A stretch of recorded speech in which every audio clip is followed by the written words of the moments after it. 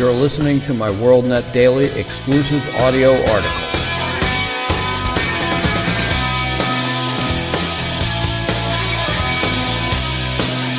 Today's WorldNet Daily exclusive audio article is entitled, "The Left Demonstrates Their Total Lack of Consistency."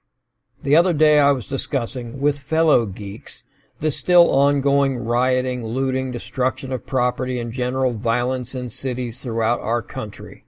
The conversation eventually bumped up against the latest bail reform laws promoted and passed by radical leftist city and state leaders.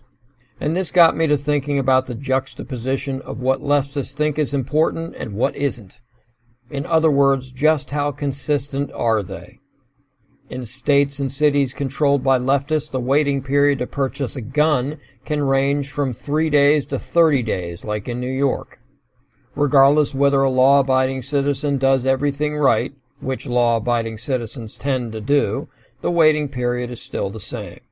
By doing everything right, I mean first, they're law-abiding, second, they purchase, like we all do, from a licensed store or federal firearms licensed or FFL dealer, who then makes you fill out a laborious form and runs a federal firearms background check. You might even say they do so universally.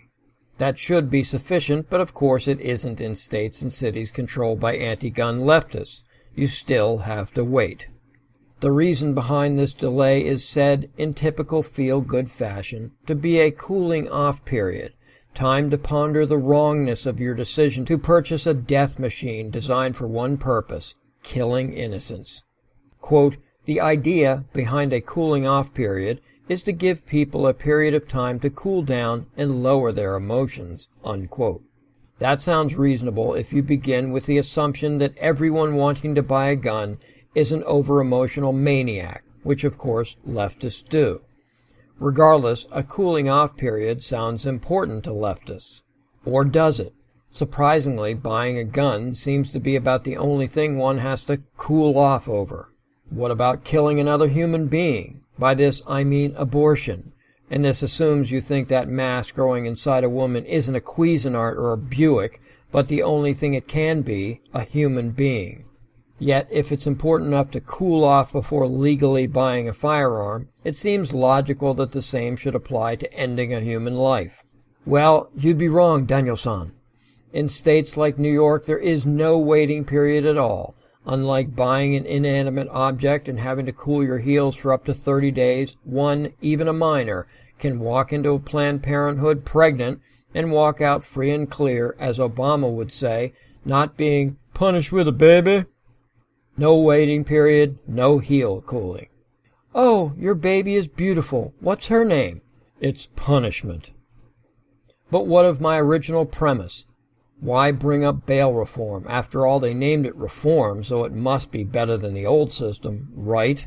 Well, the old system, which is of course racist, was that if you broke the law, you were arrested, booked, and held until you came up with the bail money to extricate yourself from the hoosgow.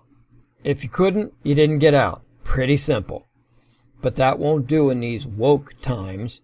Now, in, for example, de Blasio's rotten apple, if police catch you rioting, destroying property, vandalizing, and looting, a softened term for theft, and in some cases grand theft, you may be arrested, taken to the local precinct, and immediately released, without even being charged and without having to post a dime of bail money.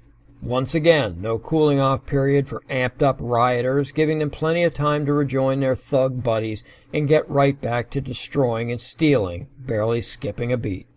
And doubtless the left fails to see the irony in any of this. It's like the leftist version of the Sesame Street song, "One of these things is not like the other." Thank you for listening.